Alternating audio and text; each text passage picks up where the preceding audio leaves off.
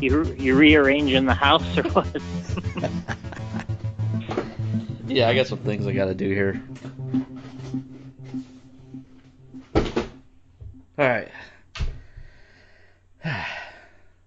So how you been? Good. All right. Good. Been busy. Didn't go to AMS, huh? No, we let JR and Thomas make the ride, and then Damon went with them also. Oh yeah. So they had 3 in the van, and they're gonna squeeze everybody into one room. So, Oh boy. um, Damon's and getting then the if I would floor. have, yep, Yeah. which he doesn't mind. So, Yeah. but then if I would have went, then we would have went to 2 rooms, and I had to do some stuff back here, and yeah, it's good.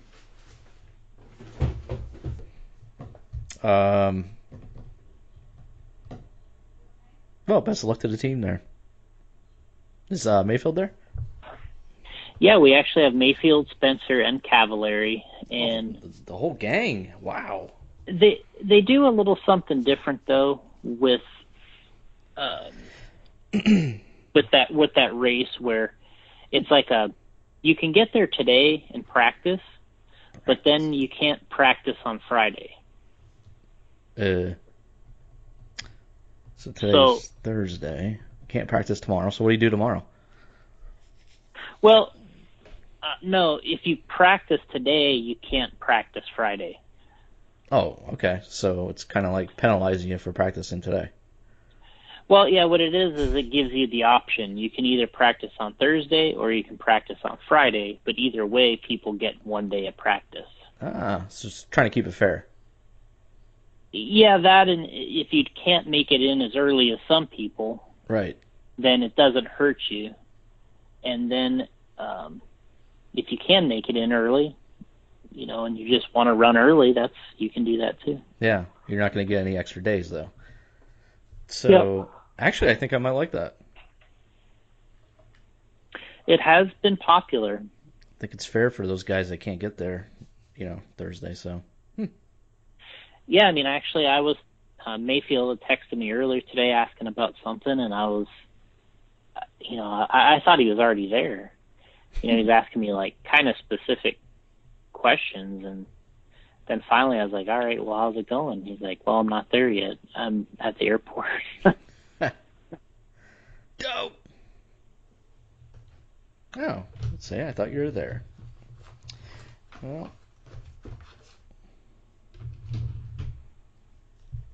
Well, so that's not bad. So is the guys running today, or are they just waiting until tomorrow to practice? Like JR and those guys. Those guys are already there, right? Yeah, JR and Thomas are there, and I think what Thomas decided to do is he was going to run one of his cars today, and then that way, when the other guys run tomorrow, then he can take video and photos. Yeah. And so kind of works out, I Makes think. sense. Yeah. No, I think it makes sense. Sounds good.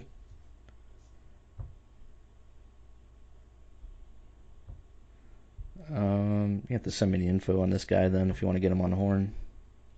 Okay. And what is he ready? Yep. All right.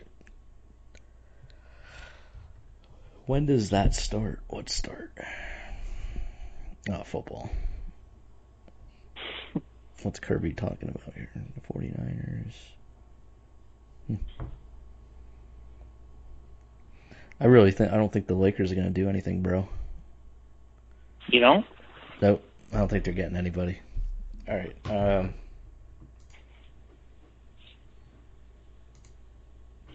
Then Magic will be gone. Alabama manufacturers shootout.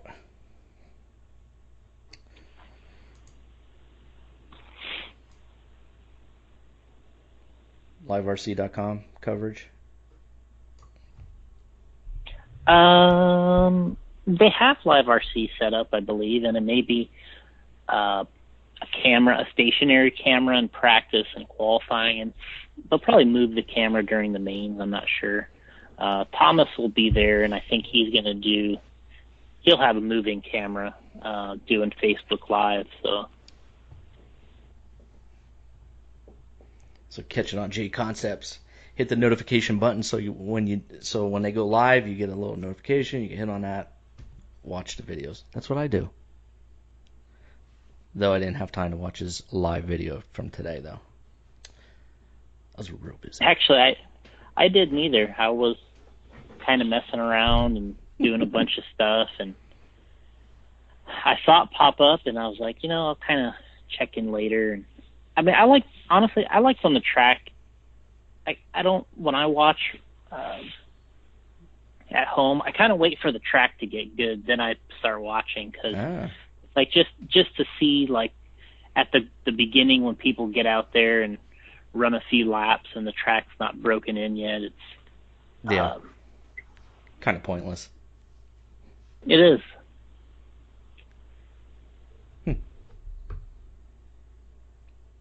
I was watching the Asian Fever from Malaysia.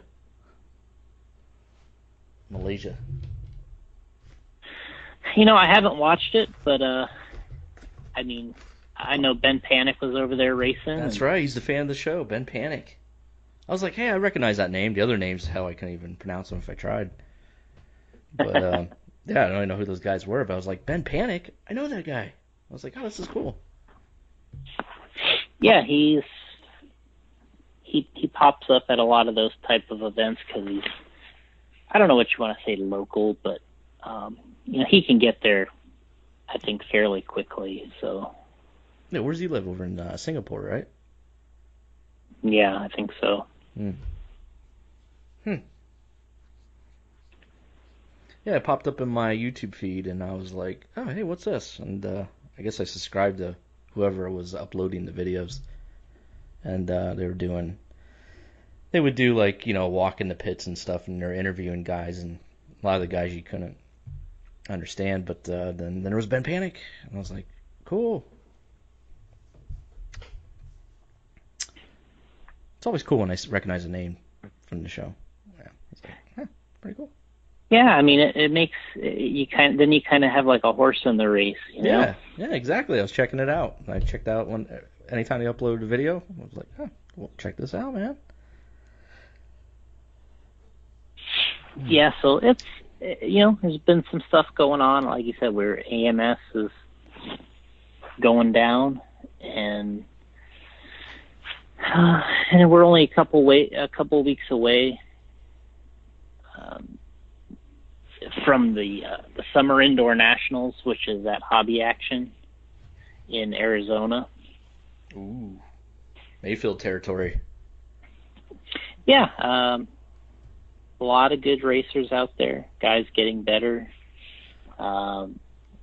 It's a good track. Everyone likes it, and our race is obviously kind of holds its own importance for certain reasons, but then the Nationals is about a month later. Mm-hmm. So, guys are using our race not only to win it, and, for every other reason you'd run a race like that, but then they're also using it to warm up for the Roar Nats. So, kind of like a two thing in one. Yeah. Kill two birds with one stone. Mm-hmm. So I think that race is going to go great. It's going to be successful, and then the Nationals there will also be successful. And then I think people will probably be okay with kind of getting out of that mode for a little while, and then getting back into some 8 scale and building up towards the Worlds. Mm. Yeah. The Worlds. Yeah, I mean, Mayfield's going to get revenge.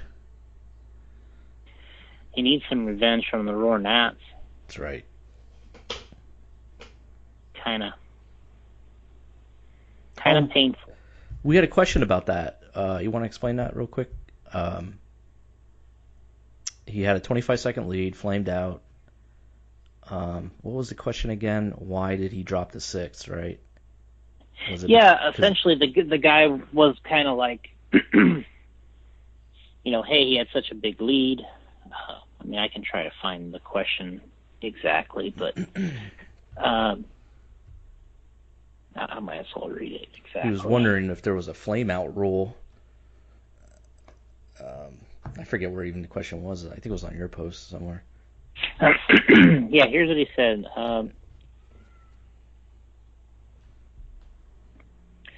Watching the semi, it seems like Ryan missed the loop during the confusion. He was up 25 seconds, and that's roughly how long the incident took. I'm not a nitro driver on the national level, but it appeared to me if he should have been right with the leaders instead of sixth. So, well, what happened is where Ryan flamed out was about 2 seconds from hitting the scoring loop. And where he flamed out on the track, they bring him back to the pits, but he doesn't score a lap right there. So even though he had made it, 95 or 98% of the way around for a lap, where he flamed out was before the loop, and then he didn't get counted for a lap right there. Oh. So had he flamed out after the loop, and then they brought him in and fired him up, he would have been probably on the same lap. And so instead, where he flamed out, he basically had a really long lap. So that whole lap that he basically did a free lap. He ended up wasting 30 seconds because where he flamed out, he was only 2 to 3 seconds away from the line. Jeez. So it basically washed away that 30 seconds that he had already spent out there making that one lap. And so the idea is, the way they do that is, you're not, if you flame out and you don't make it across the line, it means you didn't make it across the line. So, and your car has to be refired in the pits, and then it has to leave pit lane, so you never get counted there. So that lap time, instead of being 32, 33 seconds, it ended up being 1 minute and 25. So even though he was up 25 seconds on second, I think he was up 25 seconds on second. The only reason it was close at all is because he was up so much time on fifth place, which I guess was Billy Easton or somebody else. And if he would have had one more lap, he would have made it by Billy, and he would have bumped it. He would have been in the main. But there was only like 2 laps left, and he made up a ton of time.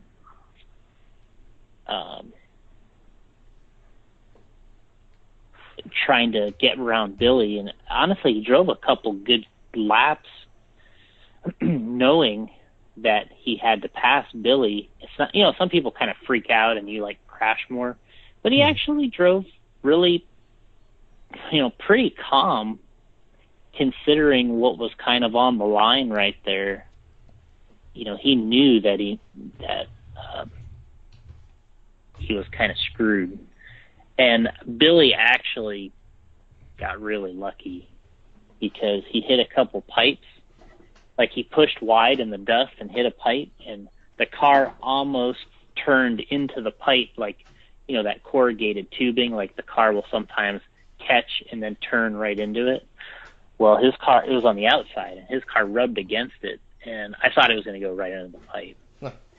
And he rubbed against it, and he never got caught, and I was like, oh, man. Mayfield got a lot closer, but it was, still not. Yeah.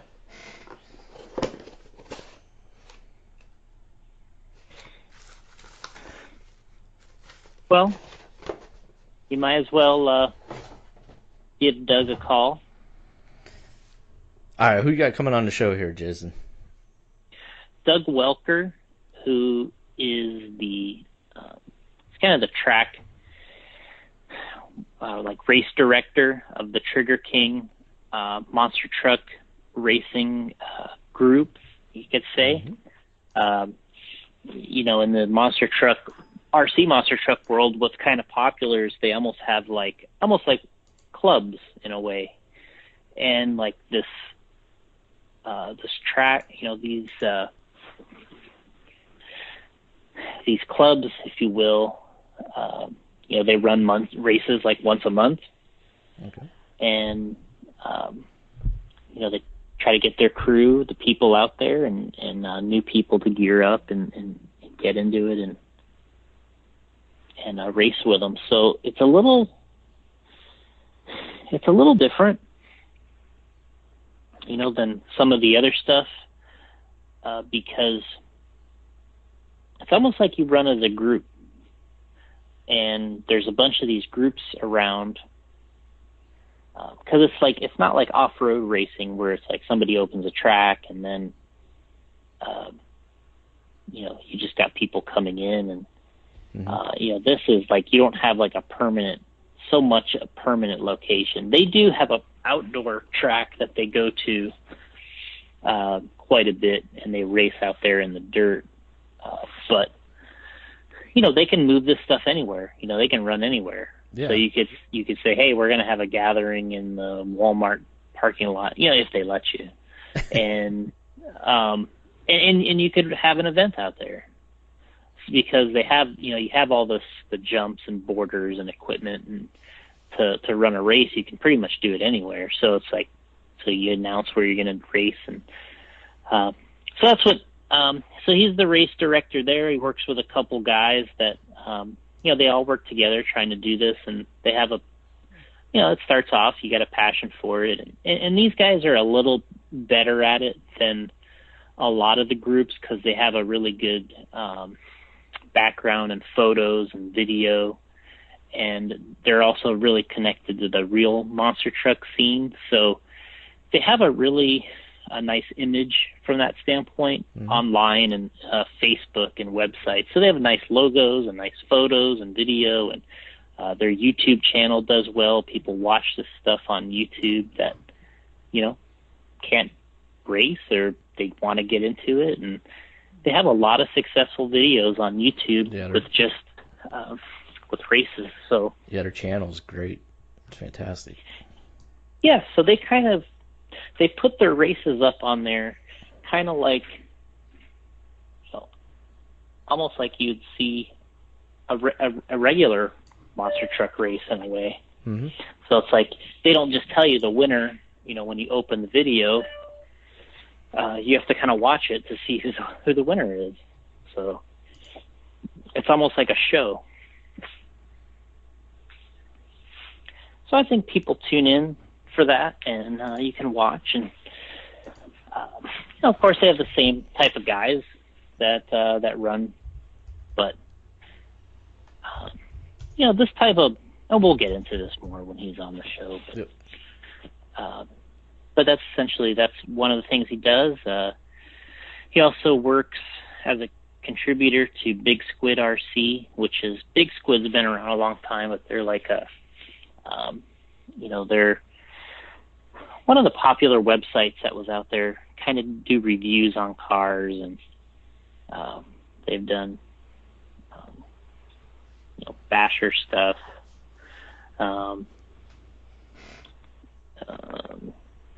They review a lot of that kind of thing. Big Squid, you're a squid. Yeah, I know but it is definitely a popular site. And he also runs the what was the event? The Monster. Yeah, this is a new event coming up that is going to be a first annual this year. It's called the King of the Monster Trucks. King of the Monster Trucks. It's going to be in St. Louis, Missouri. And the connection here is being in St. Louis and Bobby Chandler, who's the owner of Bigfoot, Bob Chandler. His son is Bobby Chandler. Well, he's involved with this Trigger King RC, and he is obviously very connected to Bigfoot. And in one of the original videos back in the 80s, and we'll let Doug talk about this too because he knows probably more than I do, but one of the original videos back in the 80s that Bigfoot sold was called King of the Monster Trucks. Oh. So, so you have the Trigger King name, then you have this tie-in with King of the Monster Trucks. So, tie in with the Bigfoot, being in St. Louis, Missouri. And so everything kind of tied together. The King of the Monster Truck sounds like a good name, so that's the name for this new event, and I'm pretty excited about it. Yeah. I see the theme here. It appears to be monster trucks. There is a monster, Doug Welker coming up. I can't do the funny Doug Welker. Yeah. I guess I just did. I had to. I considered that too. Yeah, I thought we were supposed to. Hello. Doug. Hey, how's it going? Gotti Jr. here with Jason Rona. What's up, buddy? How's it going? All right. You are live on the air. Radio Impound right. Podcast. Okay. Sorry if you guys hear any thunder here in the background. I'm actually crazy weather here tonight in St. Louis. So it's like 70 degrees. It was 100 earlier. So yeah, what? It's pretty crazy. Yeah. Wow. Dropped 30 degrees? Dang. Yeah, around that. So, and the sky looks like it did. So it's just crazy stuff here tonight. So what's going on?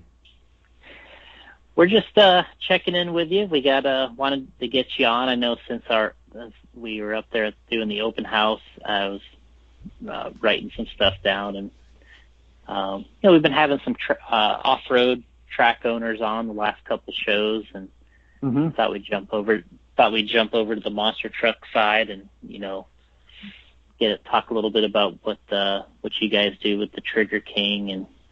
And before you came on, I kind of briefed Gotti a little bit. He noticed there was a monster truck theme. Yeah. Yeah. I actually do come from the racing scene, though, believe it or not, the traditional RC racing scene. I've been heavy into monster trucks as well. Oh. Okay. So yeah, that's kind of that's kind of what we do is start with people, just kind of start at the beginning, give us a little intro, how you kind of got into RC, and then kind of getting to where you're at with doing the stuff with Big Squid and then with the Trigger King. Yeah, so my years are a little bit fuzzy when I started into it. It was 92 or 93, I guess, because I'm 34 now, so I was around 10 years old. I know, give or take, a little bit younger than that. But anyways, I started racing with a Traxxas Hawk 2 at a club night, carpet racing, actually. And racing against, they had like a kids league up there, so I'd be racing against RC 10s, all kinds of crazy stuff. There were even a couple kids up there that had clodbusters, and that was fun trying to race a stadium truck against quads on a tight carpet track. Just get run over. It was a lot of fun, though, back then. But, yeah, I kind of got out of the hobby for a little bit after racing for a while, and then I got back into it with the monster truck boom that happened in the T-Max, that whole craze.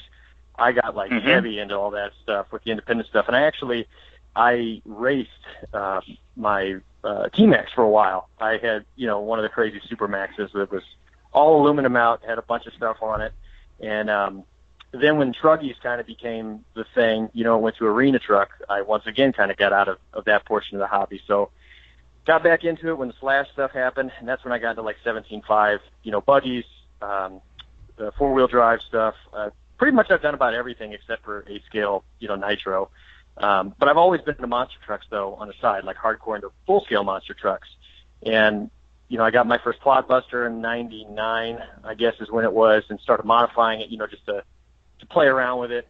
And there was never really, here in St. Louis, it's funny because it's, like a monster truck mecca of the full-scale stuff, but there really wasn't many people. There was, no scene for that, back then. So it was just play around with it. I bring it out to races, and people are like, oh, wow, what is that thing, And it's funny with the Clodbuster. I started to work for Bigfoot in 2004. I actually went up there one day. I was 19, and I figured, they had an ad out for looking for a monster truck driver. So I figured, what the heck, I'll go up there and try.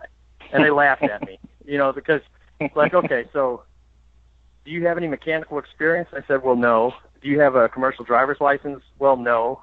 And, it was kind of funny. It's like, okay, there's no reason they would hire me. But then they're like, well, wait a second. We have an opening up here in our showroom area where they sell T-shirts, and they were doing kids' birthday parties at the time. And Bob Chandler Jr., Bob C. Chandler, was the, he ran the showroom, and that's who I run Trigger King with now. And it's funny because in my initial interview up there, we actually were talking Clodbusters because he's been into them forever too. And, never thought we'd eventually have a monster truck club together. But, the RC monster trucks have kind of been around me forever, I guess. I blew my first Bigfoot paycheck on a TXD1. It was the first big job. I mean, as a 19-year-old, it was the first full-time job I had. So, yeah. And I was living at home. So, of course, I had, at the time, I thought big money there with an actual paycheck. So it's funny because my Tower Hobbies order history, that's when I started my account, the first payday at Bigfoot. And it's pretty funny looking back whenever I order stuff that I can see that's what I ordered. The TXT1 with all sorts of stuff with it. But, wow. Yeah, so I mean, I guess that's kind of how I got, really started in it. And the whole thing was starting a monster truck club. I never thought I'd do that. I got heavy into the scaling stuff, the rock crawling in like 2010, and there was no one to do it around here with. So me and Chris Blank is his name. Oh, sorry, you got a text. Chris Blank is his name. He's another guy who helps me with Trigger King.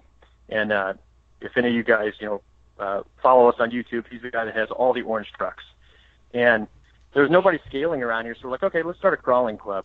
And we did that, and we wound up, we just promoted the heck out of it. We wound up, going from 4 guys with the first run to like 6 months later, we had like 70 people on the trail run. We're like, okay, there's something here. And that's kind of how I got started with Big Squid, is I was holding a mud bog, actually, a scale mud bog and crawl, and Big Squid came out. And Tim Moore and Cubby, they, two of the editors, they're the longtime guys, they came out and were shooting pictures, and we just started talking, and it wound up that a couple months later they were looking for a scale guy. And I figured, what the heck, I'll try writing. I can do this. And, yeah, it wound up I could shoot pictures, which was good, and I could write a coherent sentence. So I was hired as a scale guy, and I was big into that for a while, and we eventually transitioned, though, into monster trucks. That's pretty much what. And then once that started, we got hardcore into it, basically. Me, Bob, Chris, Danny Mass, he works at Bigfoot as well.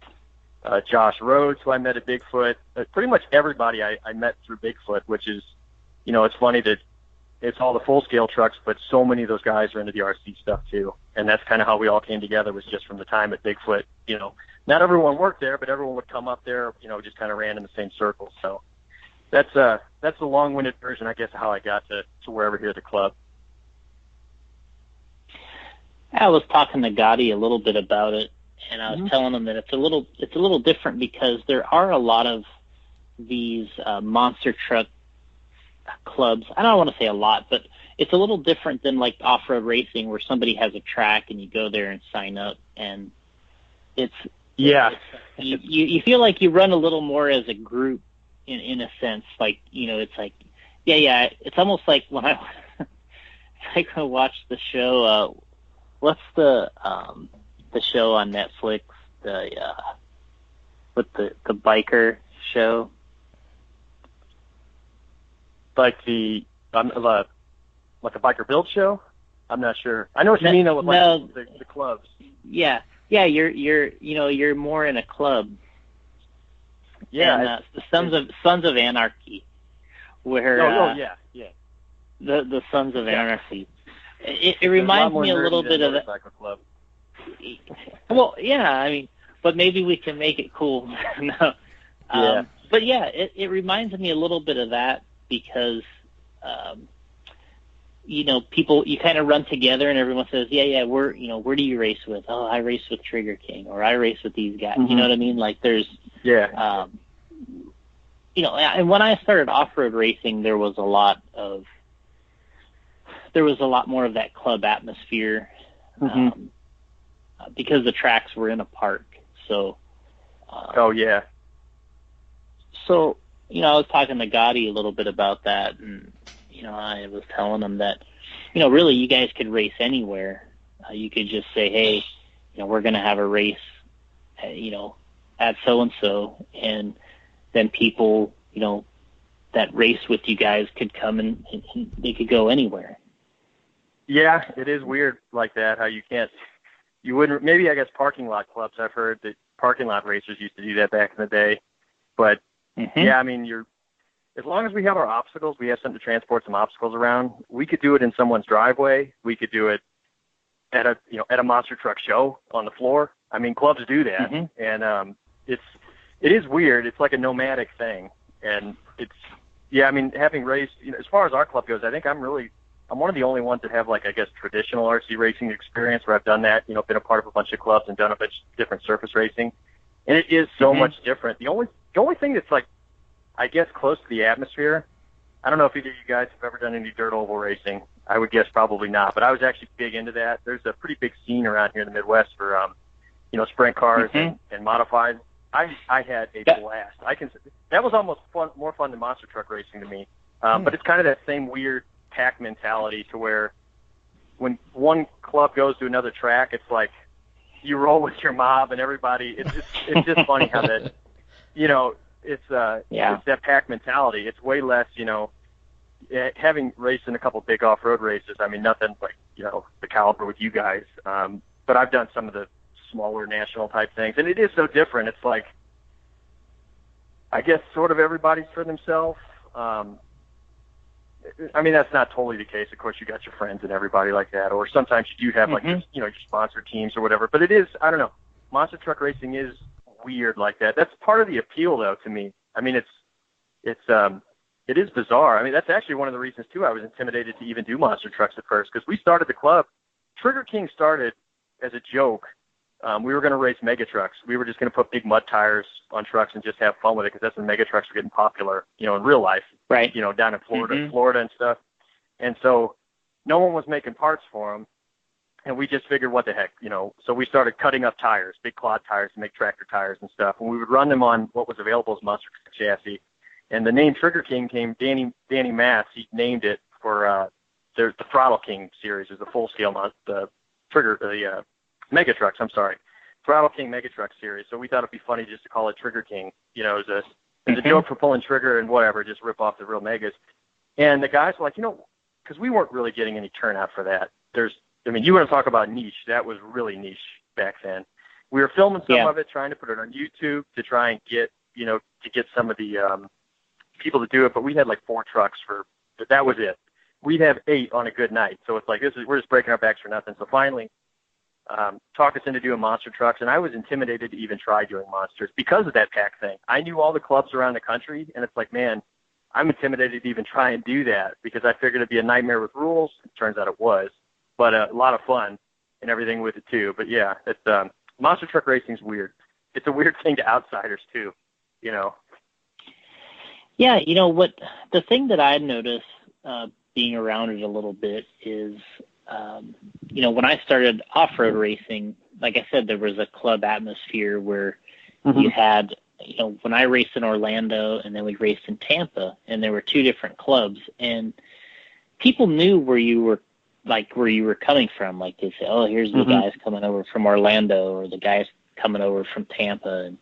But when everybody got together, like the Orlando guys would like cheer for the Orlando guys, and then the Tampa guys would cheer for the Tampa guys. But and I can see that a little bit when I go to some of these RC monster truck races where the people that race with certain people all the time, they will cheer for the people that they're familiar with, Or yeah, I know that's how that's how I know if whenever there's a national race, I know we root hard at the St. Louis guys. Of course, we want our guys to win, and I know whenever someone races with us, I know that they want to win, and their guys want them to win too. So yeah, it's like a bragging rights thing. It's pretty cool. It reminds me sort of like a Street Outlaws vibe, right? Where it's not exactly like that, but yeah, it's you want your crew to win. Mm-hmm. Yeah, it makes sense. So, you got into, you did the Bigfoot thing, and then you started with the Trigger King. So when you got going with Trigger King, when did it really start becoming, I guess, more consistent, or something that you guys had to do every month or have a schedule as opposed to just winging it? It's, yeah, I guess the weird thing is we almost were like, I guess, sort of successful with monster trucks right from the beginning, just because we have the Bigfoot connection. And our first monster truck race we did outside just to try it out, right? And that was just out there. It's actually where we have our track now, but at the time there was no track. It was just us out there. But then right away, Bob Chandler Jr., who works for Bigfoot, he's like, no, let's race here in our showroom. And so that right away, we're racing at Bigfoot, so that right away gives it a lot more, I guess, legitimacy. Most of us are used to being in the shop, so it's funny that I guess you take it for granted. It's like, oh, well, we're racing at the shop. It's just an open space, but people would drive in because they're racing at Bigfoot. Like, we're racing around monster trucks in the showroom. We're like, can we move that truck back out of the way, to the way. Yeah. And, it's just, and that's when, YouTube helped us huge. I mean, that still blows me away. We just hit 23 million views, just recently on it, and hit 30,000 subscribers. And that never ceases to amaze me that people want to watch toy monster trucks. I mean, we never in a million years thought that would be successful with it, but, that's a big part of the success too, I guess, is just, since we started, we try and promote it like a real monster truck promotion. We don't take it serious like that, but we just thought it'd be fun to do that. And that has worked, it's helped us grow, I suppose. But yeah, we're in a pretty good place now. I think we're we got a lot of guys that help out with things, and our races are weird how our events are like such a small part of this stuff, like editing video and all this other stuff just takes so much more work than the racing, actually, at least for a few of us. Mm-hmm. Yeah, what I notice is you guys, you do a 1-day race, but then it's about 2.5+ weeks, in sort of we try and for split work. Out of footage. Mm-hmm. Yeah, we try and do that, and then we got all the photos and everything. I mean, we do it overkill, we know that, but it's fun. It's fun to do it that way, and I know the racers all like it because I used to be annoyed whenever, I'd always have good paint jobs on my short course trucks. Like I'd always do especially when the short course came big, I loved all the classic Baja paint jobs and everything. And so many guys in the club had all these cool trucks, but no one had pictures of anything. It's like you didn't know this stuff existed, and it drove me nuts, And that's why it's just promoting that way, shooting pictures of all the vehicles. All these guys. That's the one thing with the monster truck guys, and I know racers do it too. But man, some guys spend a lot of time on their builds. Crazy chrome pieces, aluminum, machined everything. I mean, paint to the nines, and so it's fun. It works to shoot the trucks, and shoot the pictures and everything, because even people that really have absolutely no interest in monster trucks whatsoever can at least appreciate, hey, that looks pretty cool. Well, that's what I've found is, obviously we got Ryan Mayfield on our team, and he's obviously a big off-road racer. He's the current world champion. But when I show him the monster truck stuff, or he came to our shop, I mean, he just plays with it the whole time he's there. He's like, hey, can we put a battery in this thing? And I'm like, nope, you're not driving it. You take this thing outside. That's funny to me. Because he's going to go outside and destroy it. Because he's a basher, he's a hardcore RC racer, but he actually is one of the guys that likes playing with the cars, and that's great. So it's like, he wants all that stuff. So, he's like always asking me what to get, and he wants to build all the stuff, but he goes to so many races that he doesn't really have time to build. Yeah, sure. It's his job. So, yeah. So I think that's but it has a lot of appeal. I know when Trevor Adamo comes out and in California and brings his monster trucks to the Reedy race and stuff, and he sets them out, and I mean, people just play with them the whole time. They sit there and play with the truck and ask them all kinds of questions, and it just has a cool look to it. And them having a lot of the trucks anyway, having the real truck bodies, still means something to people that we talk to at the races, and they do relate to it, and there is an attraction important there. And I think what's so weird or unique maybe about with the RC monster trucks is how close they are tied to the full-scale trucks. So many of the guys running replica bodies know the guys who own the real trucks or are friends with them, or in some cases they even run RCs with them. And it's it's interesting how so many big real monster truck events have a RC component to it now. I mean, look at Vegas, the World Finals.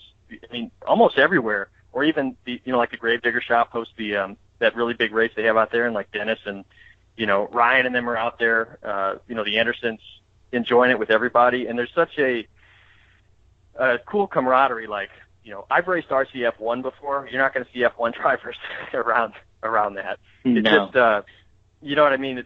And I know there's got to be some bleed over with some other, some other forms of RC racing, but I haven't seen it like the monsters, where you just have the full scale guys completely involved with it when they can be, or sometimes all the time anyways. So it's always fun when we host races, and if some of the national guys are in town for tour, like whenever Barry Masauer, if he can race with us, we try and hold races around the big guys if they come in, just so they can race with us, because it's always a lot of fun. We would love to get Cody Seltier out sometime to race with us. I know all the Monster Jam guys are so tough anymore because the schedules, they run those guys into the ground pretty much, so it's tough to line up stuff for them. But yeah, I love how there's an interaction with the full scale guys. It's a lot of fun. So when you do when you do the Trigger King events, they're usually all once a month, right? Yeah, we try and do once a month. And then you'll kind of bounce around, but you've been doing a lot on the dirt outdoor track recently. Yes. So explain a little bit what the difference is in the different classes that you have, that you race consistently, and then, kind of racing on the dirt, I guess. Yeah, so, I mean, the newest thing that we've been doing, which is the oldest thing, is the Mega Truck. We started doing Mega Trucks, but mud racing just presents so many challenges logistically. It's hard to work on the track to keep it, the good mud. Actually, it's tough to do that, and then cleaning the trucks out is just for 2 minutes of fun, it's a lot of work for that. That's why I know a lot of clubs don't do it, but are starting to, which is cool. I'm seeing some now around the country. J Concepts, you guys offering the tires, which were the long time hang up. The equipment to run these things. There are more guys doing that now, but a Mega Truck, as we run it, is basically, if you got a 4-link suspension and solid axles, you can do whatever in it. I know there's one of our guys has a crazy it's a single transmission, but with a dual motor, dual brushless thing. It sounds like a lawnmower when it's driving. It's crazy. So the whole kind of XS is the whole point of that class. But then, the Pro Mod trucks are the big modified, like Clodbusters and Shaft trucks, which single brushless or dual brushless, but guys are running like 3.5s in some of them, censored setups, which are just ludicrous of power.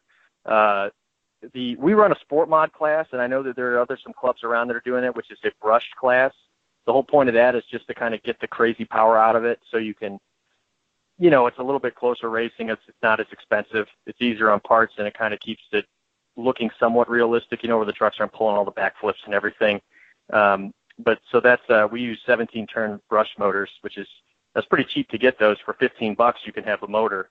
Even a Clodbuster, which takes 2, it's relatively cheap. But then the classes that get the most questions are the retro classes. And those are weird because it's, people ask, well, where can I buy one of those? Well, it's a tough question for the old school trucks. So we have a retro class. We call it Outlaw just because we kind of run hotter motors than some other clubs did back when the retro thing got started. But the whole point of that is you set up trucks to look and act like they did back in the 80s or early 90s, you know, with the stiff suspensions, the cool, mostly pickup truck bodies, you know, tons of bling on them, you know, fake blowers, all the crazy stuff like that. And, you know, where show is almost as important as the go. And it's tricky for those. A lot of guys use stock clodbusters just because it's easy to modify. But, you know, we started to have guys do some really wild stuff with 3D printing, you know, with like to create the very old, like 1970s style monster trucks with the 48-inch tires and tanks. We're going to be racing tanks actually here soon with modified Kyosho Blizzards, which those are fun. I don't know if you guys have ever driven the tanks, but yeah, the stick remotes, those are fun to do.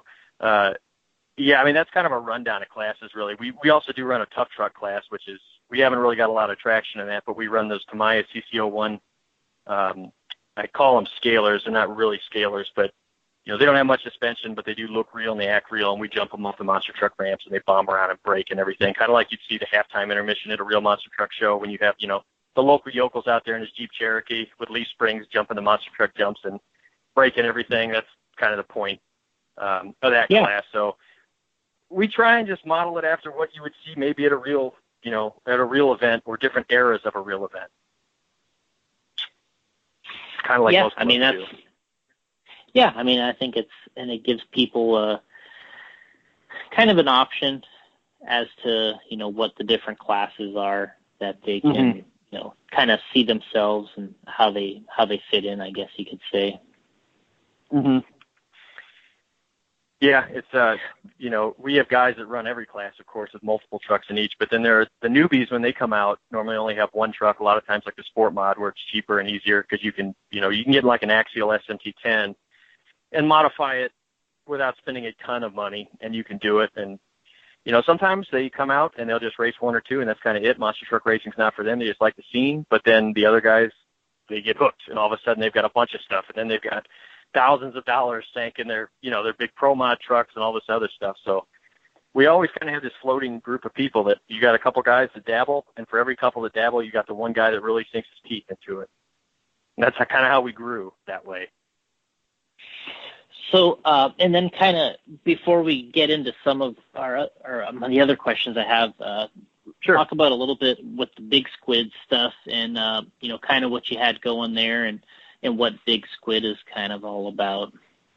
Yeah, so, again, I started with them in 2013 as a freelance writer. I would do the Friday scale column. That's when I was heavy into rock crawling. And it's scale rock crawling more, so not the comp stuff, but, you know, the actual SDX-10s and those kind of trucks.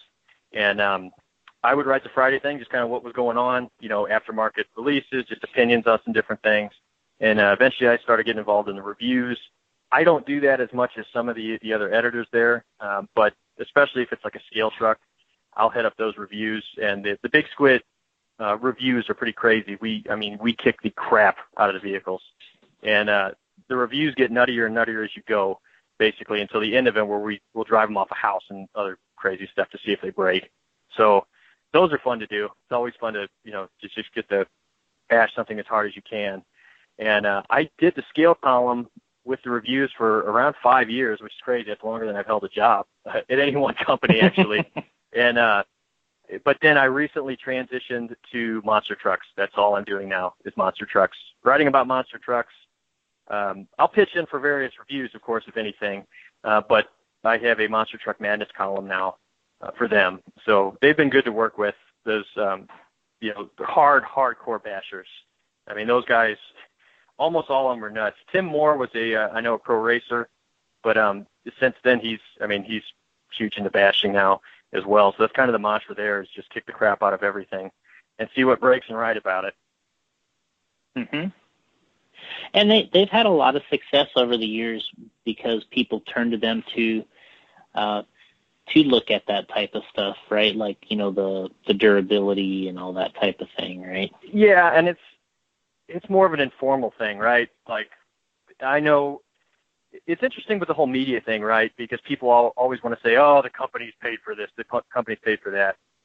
I've never talked to, well, outside of you, I suppose, but I'm not, you know how that goes. That's for monster truck business. I've never talked to anybody at another company even.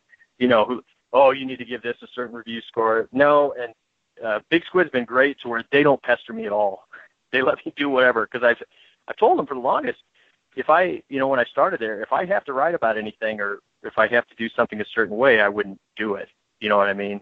So it's been nice to where, it's editorial freedom, I guess. There hasn't been as much as, people want to accuse if something gets a good score on something, your favoritism for this brand or favoritism for that brand. It's like, that's not how we play. It's certainly not how I've ever played any review I've ever done. So it's fun to get to do that, and not have to worry about the repercussions that you hear of, in some industries. I know some media members from the automotive industry, and that's it's a whole nother discussion for the pressure the manufacturers, put on things. But so Big Squid's fun, and I've transitioned pretty much to just all monster trucks. Monster trucks have totally consumed me at this point, so it was tough for me to want to talk about anything else, really. So on a day-to-day, you say you got, you're doing the Trigger King stuff, you do the Big Squid, and how about and then obviously you have a real job too, right? Yes. Yep. I work for Midler Brothers Machine and Tool.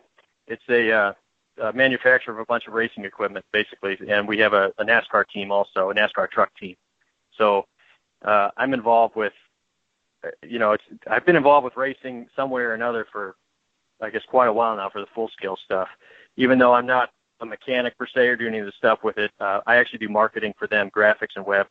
I'm a web developer, and I work with their e-commerce store, shoot videos, do a bunch of stuff, that for Midler Brothers. So I'm actually the marketing manager there. So, and they're based out of St. Louis, and I get to work with some other monster truck people for them too. I know Dennis Anderson called the shop to get some equipment recently. There's it's pretty cool, all the people that come through there. Pretty much a ton of hot rodders, street outlaw guys, a lot of guys buying fabrication equipment from them. So yeah, I'm around, the scene, I guess, one way or the other, pretty much all day, every day, whether it's RC or no matter where you turn is some kind of gearhead, right?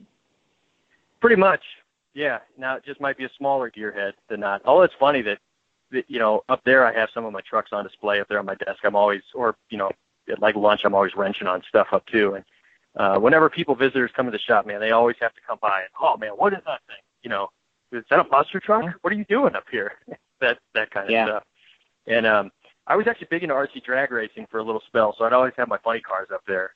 And that by the way is a blast. I don't know. Well, I know J Concepts recently did some of those cool street bodies, but I'm big into drag racing, nitro drag racing. I love it. And so when the Traxxas Funny Car came out, there was a local club around here that we raced those, and that was a blast doing that. But anyways, I think I've done about everything surface except for battleships, which is like the one thing I want to do with the bilge pumps and the BB guns and all that stuff. Oh, wow. I've definitely never done that. I gotta check that out. That's got to be on YouTube. I know. Fred's done boats. Fred's done tugboats because his dad. That's what got him into RC. Is his dad was doing the tugboat stuff when they in the early '80s, and so Fred's done boats. Yeah.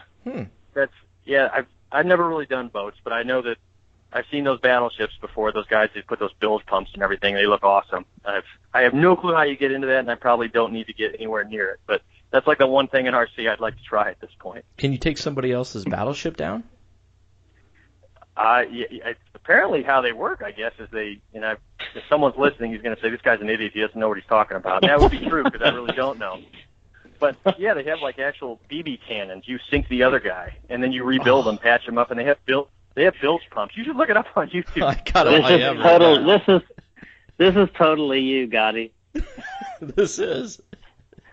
I mean, it's like turrets and stuff, not just like I have no clue how you build them. I don't know how any of this stuff works, but it's pretty cool. And these things are like as big as canoes. Some of them are, it looks like. So, yeah, I have no clue how one gets into that, but it's always been on my bucket list at some point to do that. I think I found it. It's under Battleship RC War. I can only imagine what's on there now. It's been years since I looked for it.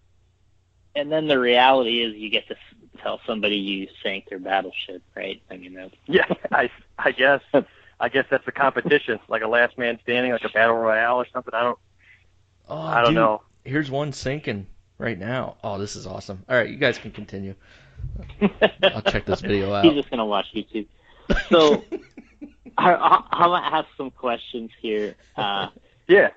You probably bumped into some of these already, but Chris says, what is the most difficult but most crucial component of a sport mod or pro mod to dial in? So I guess he says, what's the most difficult component to dial in on those two trucks?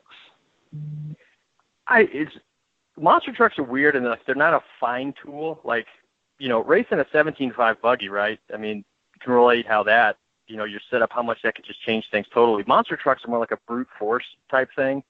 I don't know that there's something super tough to dial in. I mean, suspension, of course, your shocks. I mean, I'm messing with shock, your spring rates and your oil and everything on it, because that's a crucial thing on them. But really, even with the tires, it's not like racing regular off-road to where you're always swapping tires around, for a given surface. Mm-hmm.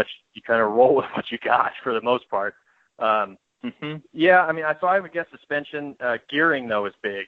I mean, especially in a class like Sport Mod where you want to gear it really to the edge of blowing up. I've blown up a couple of mine. I'm trying to figure out what is the sweet spot for it. So, I mean, I guess gearing. Yeah, gearing or suspension, just your shock setup. I mean, the rest of it, there are variables, but it's just not, like in 17.5, any kind. I keep going back to 17.5 just because I had a lot of experience with that. But, you're moving your shock position and everything, just changing your camber, all that stuff. There's just a lot of that doesn't really exist so much in monster truck racing, which actually is kind of nice to me because I could get lost in the setup stuff. It's more just kind of grab it and go. But, yeah, gearing and shocks for sure. So Danny asks, what's your favorite Trigger King truck and why? Well, it's got to be one of mine, I guess, right? Yep. My nuclear banana truck, I love that thing. That's my pro mod. I've got a 5.5 Gropner brushless system in it, so I can do anything in that truck. And it's an axial SMT10. It's a lot of fun to drive. And that truck, it was kind of funny because everybody in the club was like, oh, man, those axial SMT10s, they look all right, but they can never handle the abuse. And I've actually, with the exception of this last event, I busted a steering rod on it. I've never broken anything on it. Now, I mean, I've upgraded some stuff on it, of course, but, I've never pulled a shock out. I've never, busted the cage like some thought would happen, because it's a plastic cage on those, where a lot of guys are running, the plate design, the aluminum plates on the side are carbon fiber. My truck's pretty much plastic for the most part, outside of the transmission or whatever. And, so I love that truck, my the banana. Yes, it is. And I don't like running replicas. I'm weird for the most part. I like to have my own names on the trucks because I imagine it's my own truck. And, well, I mean, it is my own truck. And, so some guys, that's a funny thing to talk about. And I know some of my friends are so hardcore, they hate the truck. If it is not a replica, it's like garbage. Right. And it's funny, which makes me like to run my own name even better because I like to hack people off. It's more fun with that. So, it's funny how there are different guys with that don't want to run replicas, and there are guys that's all they want to run is replicas. So, yes, Danny, it would be my nuclear banana truck.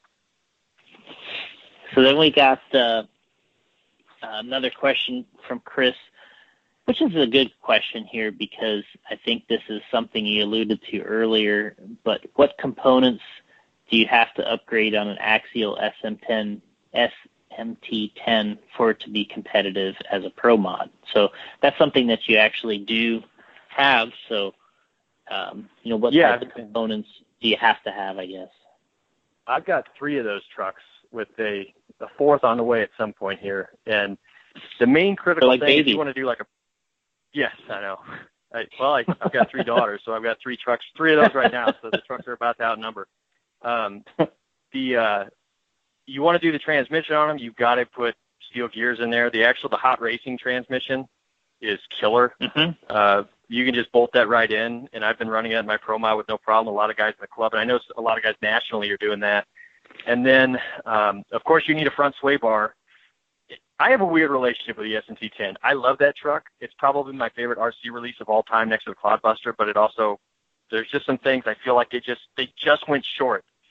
just short of releasing a killer truck out of the box where no one has to do anything much to it. But yeah, you need a front sway bar, you need a transmission, and I guess it depends how much power you want to put in it, really, I guess, for the rest of it. Your MIP drive shafts, which are basically any shaft truck of any kind of RC, that's a good upgrade for it. And you want aluminum C-hubs and knuckles at the very least. And then you probably want a better servo, or at least run it till it blows. Oh, and you need tires and wheels, of course.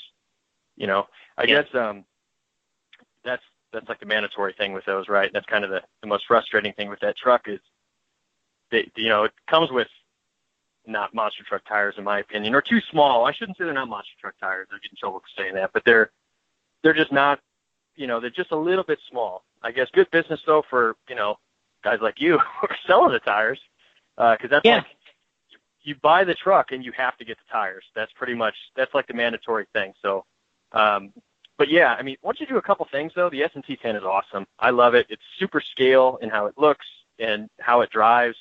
I'm much more of a shaft truck guy than a clodbuster guy. I mean, I've done both, and clods are really cool, but I like the real setup, right, with the, shaft drive center, just set up like the real thing pretty much.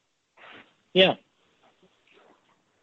So we got, and this is probably the biggest question that I get about this, and I kind of have my own answer, but so Jonathan's asking, what could be considered the best way for someone new getting into the hobby? What class, platform, and sources for information should they look into? We get this question on YouTube like a ton of times a day. That's, I know. It's casual people. Where do we get this? Because they see these trucks doing these crazy things, backflips, us beating the crap out of them. And they, what do I do? And if you tell them we go to the hobby shop, I mean, these people are so, what's a hobby shop? They have no clue even. Yeah. So the simplest thing I tell people is just get an axial S&T 10. Just start with that. And if you're new to RC, that's really all you need. You don't need the other stuff right off the bat. If you're wanting, though, to like race with a club or do something else, of course, you need tires, which I always say get Tribute wheels, get Renegade tires, probably gold or blue. I guess depends on what you're going to surface, you're going to run on. But then I guess it just depends if there's like rules for a club. Otherwise, I'd say just start driving it, man. And, just learn how it feels, learn how to work on it. If you're that, if you're a total noob to RC, which that's kind of the cool thing with monster trucks. They do have the appeal to draw the noob in who has no interest in RC whatsoever, but likes monster trucks, especially little kids. And, so for that perspective, I get why Axial did do what they did with the S&T 10. So I do understand that. I come from like the hardcore, mindset of it, but I do understand, it's a slower truck out of the box. So a kid could conceivably do that and not, break everything.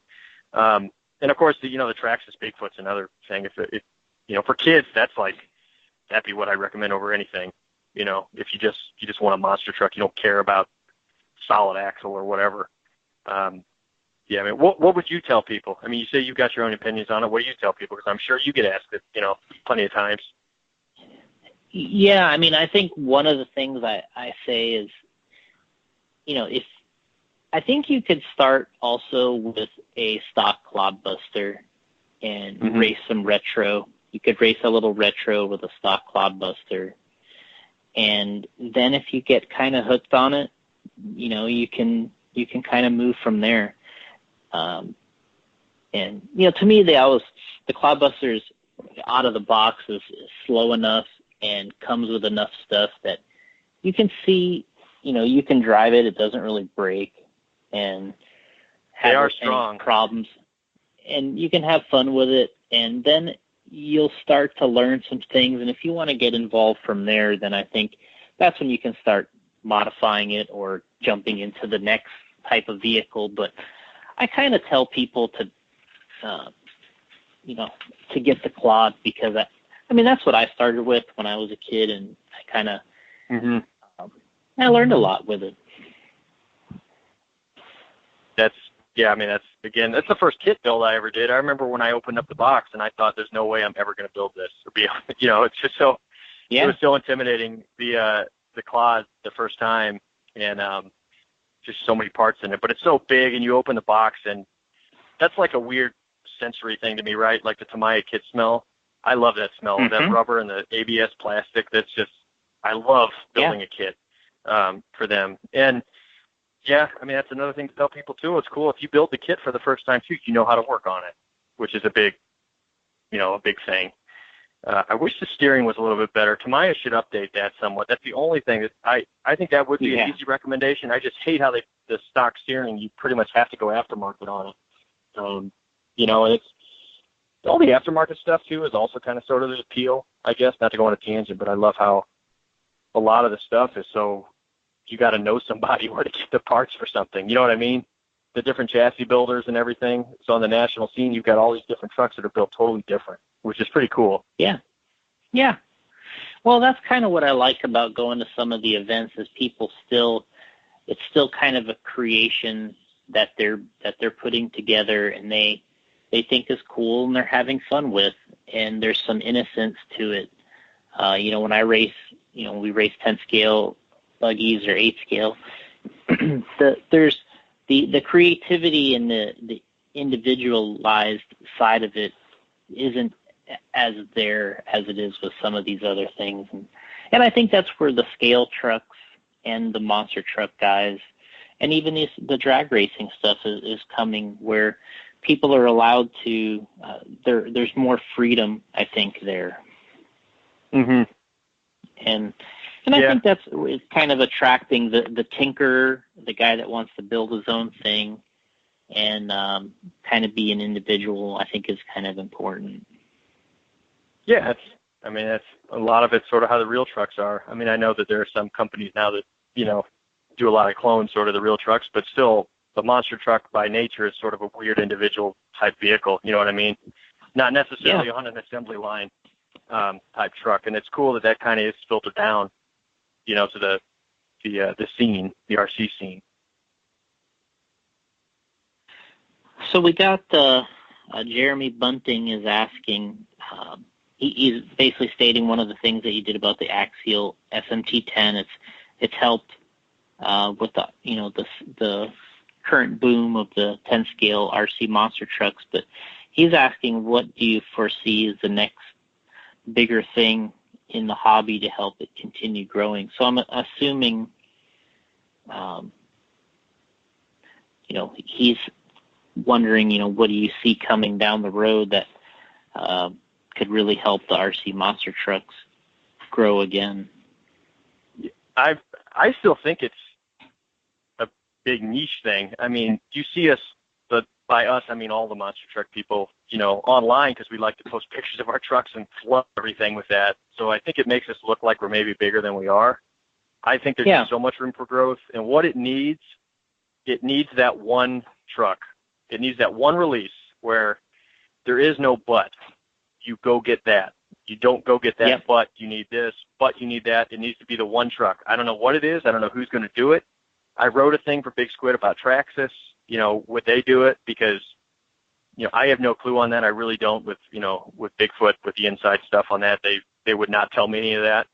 And so it was total speculation. But after seeing, being so tied into the scale thing, I remember for so long people thought, it'd be cool if Traxxas did a rock crawler, and everyone was so adamant they'll never do that. No chance in hell. And now, the TRX4 is killer. I mean, it's a killer truck. And I never would have thought it. And I know this. There are people that fill stadiums that watch monster trucks, right? So there are people interested in it. And if something comes along to make it easier for those people to get into it, especially kids, I don't know. I don't see the market dwindling for that, because I know some people, they think, the solid axle thing is a fad. And it's kind of always been there. It's just more public now, and trucks like the Axial SMT10, they help that out. But I still think there's just a lot more, where it could go, because it's still fairly underground, especially for, the aftermarket parts. There is no, well, you got, J Concepts, of course, you guys are putting out a lot of good stuff for it. But for the most part, Proline does, some stuff, some limited stuff. And there's not really, much else, I guess, outside of, the crawling guys it's just the parts are interchangeable, right? Your Vanquish and everything. They're not making those for monster trucks. They just happen to go on them. it would just be interesting to me. I do think at some point someone's going to take a stab at a truck like that. Maybe even Axial will redo it. I mean, that's the thing. Axial's got the kit right there. They're just a few tweaks. If they made it, I think they would, it would rock. And I think it would be, totally ready to do it. And I do know, though, that there's some hesitation for people because they tell me that online. And we get to hear from kids and a lot of people, from the YouTube channel, they want to do it, but they can't, they don't want to buy something and have to change things right away. And I understand that because it's just more of an investment. So that's what will blow it open. It needs, like when scale crawling was in its infancy and all of a sudden the SCX-10 came out, monster trucks need their SCX-10 version, right? Yeah. Or like the Traxxas Slash or something like, I know the Slash wasn't really anything revolutionary, but you know what I mean? It just feels like it's there. In my opinion, if someone did it right, I think there'd be a lot of money in it too. I mean, I guess that's the most important thing, right? And that's just popularity. Can they make money doing it? I do think the money would be there just because so many people love monster trucks, and same with kids. Kids are always going to love monster trucks, right? It's not like other forms of motorsports where they have problems because the demo is getting too old. Like NASCAR, all their fans are aging and being involved in that. It's for sponsors and everything. Monster trucks are always going to renew because kids are going to go to the shows, and that's why it just feels like this isn't a fad. It's going to keep going. It might change or something, but I guess another long-winded answer for that. But I think it'd be a kit, some new release that makes it very simple to where that's it. You open the box and you are ready to go. At least pretty ready to go on it, where you can have good fun out of the box and have something that looks real. Yeah, I mean, I've told people, I mean, really, Traxxas holds the key. If they did it right, if they did it, if they did it right, they would blow it out of the water, and because they've done it so many times before. That's their thing, and we wait for it in this industry for them to pull the rabbit out of the hat, like they have with other vehicles, and they did the T-Max and they did the Slash. In those two, and it's. I don't know if there's any two vehicles that have sold more than a T-Max or a Slash. They got to be the two most popular RC vehicles. Yeah. Yeah, I was out of the hobby both times those released, and they pulled me back in for different reasons. And it's funny how that, a big release like that can do that. And it just feels like monster trucks untapped still. That's something that could be explored. Yeah, I mean, if they did it, it would blow everything out of the water. I think it would be huge. I would agree, and I don't think it's as crazy as some people thought. When I wrote that column, I got, they'll never do that. Like, okay, yeah, that's what I've heard for other things too. It's going to happen eventually, because when you get to the point where you kind of have everything, they have so many. Well, I mean, half of their lineup is monster trucks. Yeah. So it's like, by the time you go through T-Maxes and Revos and E-Revos, and it's some kind of version of a monster truck. And that is what, they get people into this hobby over and over again with all that stuff. And, and those items are pretty expensive, E-Revos and I know. all that you're around stuff. $1,000 really by the time you're out of the hobby shop. Yeah, I mean they're expensive, and I think you could do the solid axle monster truck much less than they do with those trucks, and I think it would fit probably. I think it would fit the price. Even a really nice equipped version, I think would come in less than like an E-Revo 2.0, and I think that there'd be people there, in that $300 to $400 range, that would definitely buy it.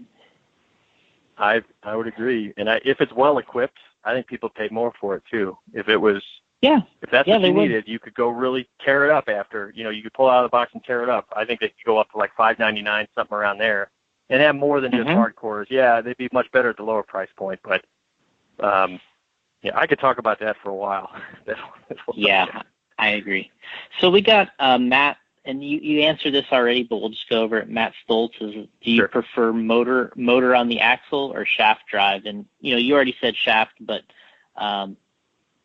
maybe you can just elaborate one more time on that. Yeah, it's how the real trucks are, right? And I say that as a guy who loves clodbusters. The Clod's my favorite RC of all time.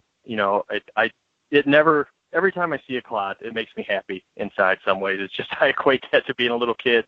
When I first laid eyes on one, it was like larger than life. It's like, oh my God, that's what I watch on TV, especially the little kid.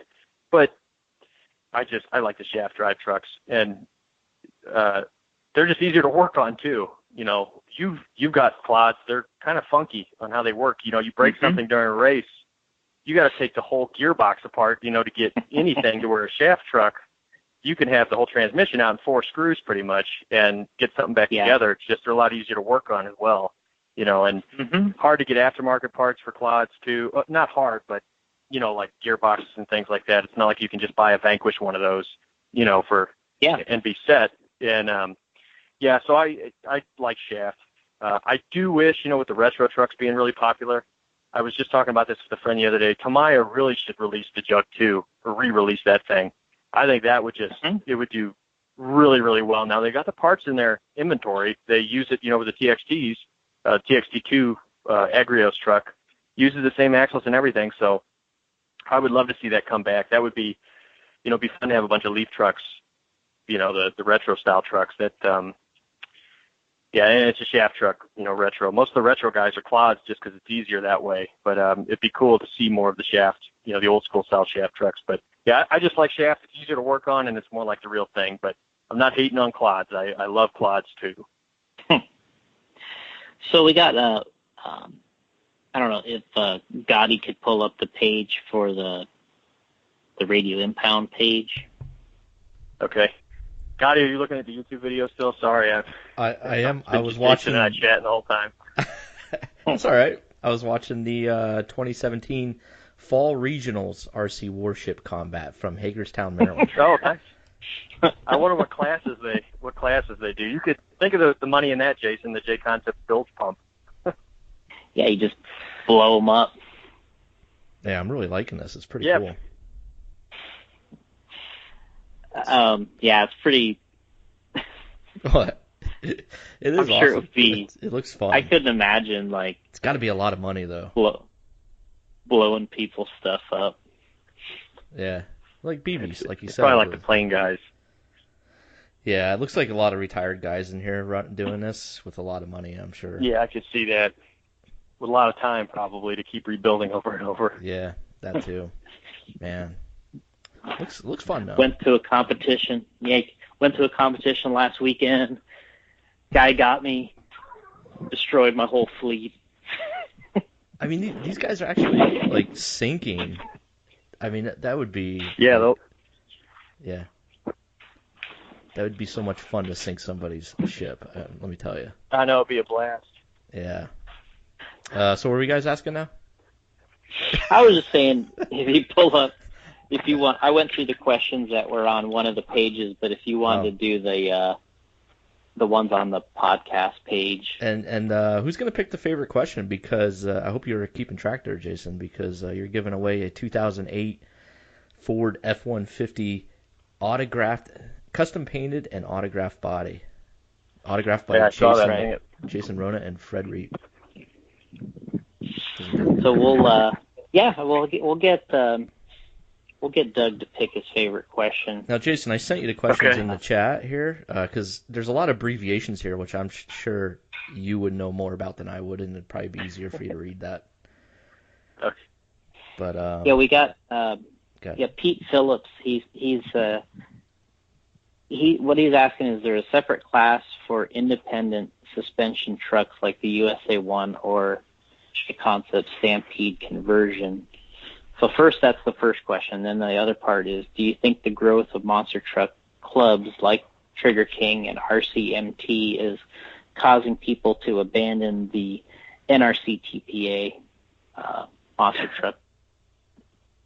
I mean, I don't really know with the I'll kind of go backwards here with the NRCTPA thing. I'm not really sure on that. I've never ran with them before. I can't really answer that one. I don't know. With the what was the other one on the independent trucks? There's normally not a class for that, actually. Like most of the clubs don't run a class for that, right? It's just a play around class, right?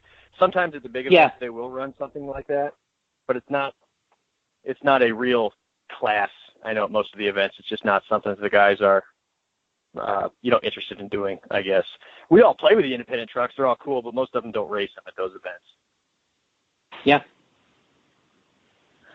And I mean, from my standpoint, this question about the NRC TPA and that, to me, the clubs like Trigger King and RCMT or these others, to me, it should help getting an event like NRC TPA. It should help their attendance, and because it's getting more and new people into that side of racing. And I think NRC TPA just not wanting to do it has more to do with the people running it than it does with the people wanting to attend, really. I mean, that's a good segue, I guess, to the event that we're going to hold. I was going to. Yeah, I was going to. When we go through the questions, I was going to go through the questions and then kind of let you go on that event itself. Okay. Yeah. Cool. Okay. Do you see the question there, Gotti, from Javier? If it wasn't for social media, I don't think I would have known that monster trucks have the following they do. What do you think the monster truck segment needs to bring the type of growth that the scaler/crawler market has seen? I agree with him. Kind of went over a little bit. Yeah. Yeah. I mean, we don't have to go much into that because we already talked about it at length. But yeah, it would take the SCX10. That's what the skill people had. It would take the SCX10, that version of it, be just world killer out of the box. And social media absolutely helped it. I mean, you could argue, though, I guess social media helps anything, right? With that kind of thing, kind of organizing everybody together. And, although it was message boards before social media, I mean, that's where I saw it. I remember as a kid or, in high school in the late 90s, I would look at, like, the NRCTPA website and see all the guys racing, and I thought, oh, man, I so wish I could ever do that. I'll never be able to do that, but at least it's fun to look at the pictures. And then, social media helps, organize it all. Again, it's no different with monster trucks than I guess anything, but still, yeah, I mean, that absolutely helped with the growth of it. All right, and Jeremy Mark asked, which of the three monster truck classes is your favorite to watch and compete in, and why? I don't know.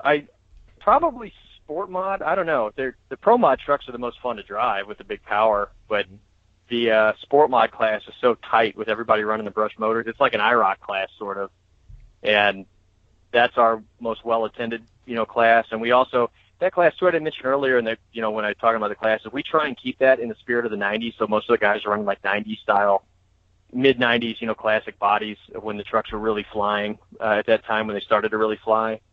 And so, yeah, I mean, it's fun to shoot video of it. It's fun to shoot pictures of the trucks. It's fun to race in it. So even though the trucks aren't as fun to drive quite as much, I'd probably say sport mod. Oh, here's another one from Aaron Klein. Is it hard to get the steering on a 4x4x4 all synced and comfortable? It is, yes. Most of the guys aren't running 4x4x4 except for the retro class. It does take some time to sync that. I know that most of them turn it, you can turn it down quite a bit, only running like 10 or 20% in the rear because it's way too much. If you have a truck that just snakes all over the place. I know that some of the guys have used like toggle switches. I've tried to use that, but it's way too tough for me to use during a race to mentally toggle the rear steer on and off. So it is tricky to do that, I guess. It's been a while since I've ran a retro. I don't race the retro class anymore. just because I've kind of put my money towards the other classes. But yeah, it takes a little bit of programming to get the 4-wheel steer synced up. Doing it on the faster trucks though is kind of crazy because most of them now, especially, they turn so well you don't even need it, and you're gonna roll. A lot of the guys. We do have one of the guys in our club that he runs, like, I forget how he's got it programmed, but like when the wheel is turned 90%, 10% rear steer kicks in, which is pretty cool. I don't know how to program my radio like that, but it's gives them a good advantage on the turning courses. But most of the guys though, it's just 2-wheel steer. Yeah, I mean, when I was messing with the steering, and like you said, if you have it just full steering front and back, it's a mess to drive it like that. And oh yeah, it's a nightmare. Yeah, if you're gonna just try to do a track with maybe one, you're gonna go straight, but then you're gonna have one turn where you're just doing a 180 and coming back the same way. I could see maybe trying the full or near full 4-wheel steering, but I mean, even my retro truck, I have the rear turned way down. But I did try it. Somewhat. Then the first time I ever drove the truck, I tried it doing it with the switch, where I would turn the front and then I would turn the rear steering with a switch. And holy cow, was that hard! It's very tough mentally to do that. That's how I tried to do it, and it's like, I've been fortunate enough. I've driven a real truck with a 4-wheel steer. I've driven Bigfoot 1 before, and that's 4-wheel steering is screwy in general. It's and Bigfoot 1 doesn't even have self center.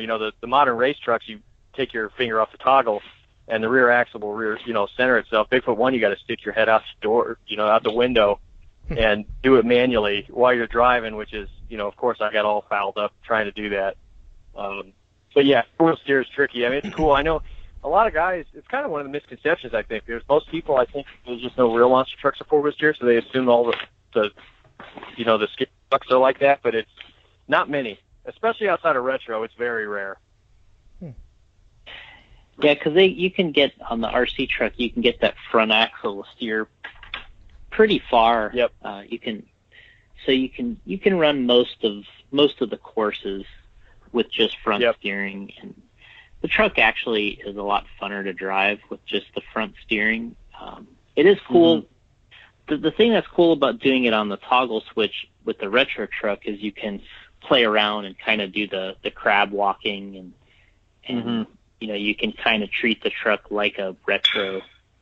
But when you're doing one of the racing trucks, it does seem like it's much easier to control with just the front steering. Yeah, for sure. Especially the axial trucks, you have the knuckles on them that have the the high steering degree, and so they can turn just as tight as almost anything. So yeah. Yep. Here's a question from this is my last question here from Charlie Mack. Where can I find more build info for the retro style monster truck racers?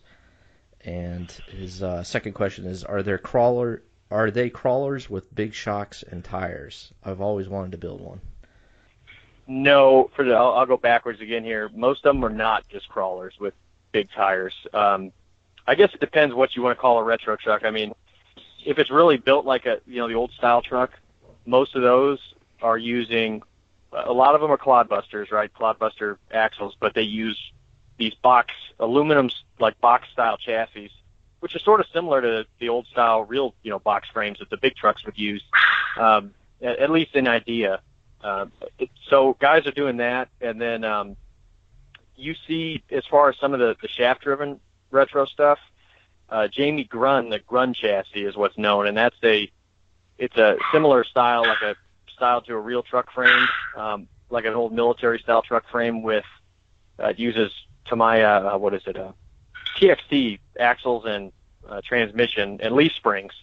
So it's, they're not really crawlers. I mean, you could put an old truck body on one, I guess, and put some, like the Midwest, the J Concepts, the 48s, like you guys have, or just some like stock clod style tires. You could do that. I mean, I've seen guys do it on like an SDX10 or something, but a truck like that really has a modern monster truck style suspension. So it's not really a retro truck. I mean, it's 4-link.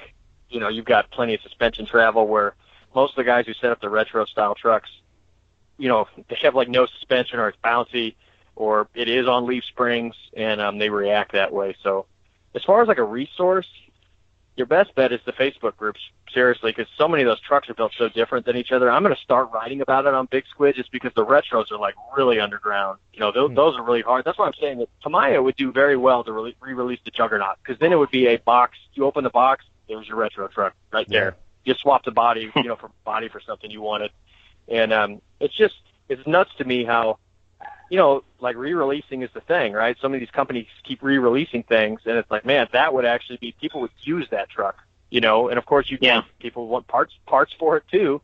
And I don't know what the logistical reason is for not wanting to do it. Maybe, you know, I've in dealing with, you know, when I was working for Bigfoot at the time, you know, we dealt with Tamiya a little bit, and Tamiya is an interesting company, how they're run. So they kind of, you know, they're kind of at their own pace. So you never really know what's going on with them, I guess. But I would think that would do really well. But yeah, get on the Tamiya Cloudbusters Owners Society Facebook group. I mean, that's like, you want to talk about a treasure trove of information there. A lot of the builders are on there. And yeah, again, my Monster Truck Madness column, I'm going to talk about retro trucks here pretty soon on there to do a nice write-up on them. But there's no real, you know, there's like no website you can really, you know, that I guess specializes in that, if that makes sense. It's still sort of a builder's class. Last part of his question: Gravedigger, Max D, Monster Patrol, or Bigfoot? Which one? I would think that'd be an easy question for me. It'd be Bigfoot. Although I was a huge Tom Mintz fan, and I still think he's one of the best of all time. I mean, I like the Digger guys too. I should say that. You know, Adam and Ryan are amazing drivers, and Dennis is. They're, you know, there's not a lot of, that's what's funny, a lot of the beef, you know, there used to be, I guess people would think, between the Bigfoot camp and the Digger camp, or the, you know, the Feld, Clear Channel at the time on Monster Jam. And, I don't know if you have any clue what we're talking about with this Gotti, but there's like a, you know, a separation of the companies. But anymore, there's really not. It's, you know, people are fans of everything. Yeah. I mean, I remember working for Bigfoot, the rare occasions we would race Gravedigger, you know, those weekends. I mean, it was go out and kick the truck's ass. Everyone wanted to win really, really bad. I mean, in the shop, everyone was fired up. And I'm sure it was like that with them too, you know, at the time. You know, from friends over there, I know they wanted to kill Bigfoot just as bad. That's the thing I really miss with monster truck racing nowadays, though, is it's great. They're phenomenal drivers, but man, the real rivalries like that I grew up on, and then even being part of it, like, you know, with Bigfoot, you know, like the Hall brothers and the Raminator trucks was a big rivalry too. It was go out, you know, and kill them. You know, it's just a lot of that. It feels like on the big stage, like with Monster Jam, I know there is that foil isn't really there, right? Like, I grew up hating Gravedigger as a Bigfoot fan in St. Louis. I mean, I despised the truck. I actually hated USA 1 more, though, because Gravedigger was never really a good competitor back then, at least not, you know, it was, you know, USA 1 and Bigfoot, that was like, you know, I remember going to those races, and it's just funny now you look back on them, and I guess kids would be bored now, you know, with some of them. But, you know, it just felt like it was a life and death battle. Wow. And yeah. I guess maybe kids now, maybe they probably think the same with Monster Jam. I'm sure there's a rivalry within there. I really shouldn't comment on some of that stuff. But, yeah, I'm definitely a Bigfoot guy, but I love all monster trucks. I really don't have a problem with anything. I do hate Blue Thunder, though. How about that? I remember when Blue Thunder came out whenever I was working for Bigfoot, and that was kind of the Bigfoot imposter. And, I mean, I say that, I'm going to, you know, not really the imposter, but, I mean, come on. It was like the Bigfoot fill-in truck. So I don't have any love for that truck. That being said, I know recently, Jason, you know, with the Dalton Milliken stuff, he was awesome. So I don't mean to act like I'm insulting that, but just when the Blue Thunder truck came out, I know I was not a fan of that. I harbor some old grudges with that. I don't really take it seriously, but I still like to hate on that truck. Yeah. That's fine. I love imposter. Truck drivers, man. Yeah, that's how it was viewed. I mean, You know, it's really common knowledge. Maybe not a total imposter, but it's like, hey, that should be our Ford. You know, when Bigfoot, that's when we were sponsored by Ford, you know, and that's when they were sponsored by Ford too. So it was, you know, battle for manufacturing rights too on everything. So, kind of talking about the real trucks a little bit. Do you think Ford would ever get back into it? You know, like they did in the old days. Do you think that you'll ever see that again? I don't know, really. I mean, I would think there'd be some money in it. I don't know.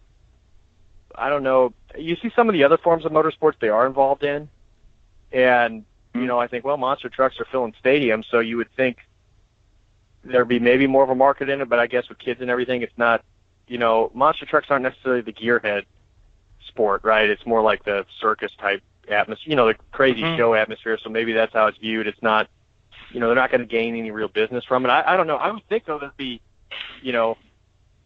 money in it. I wouldn't be surprised if they ever did, I guess, put it that way, especially their history, you know, with it. It was, it sucked. I remember I was with Bigfoot when Ford left, and it sucked.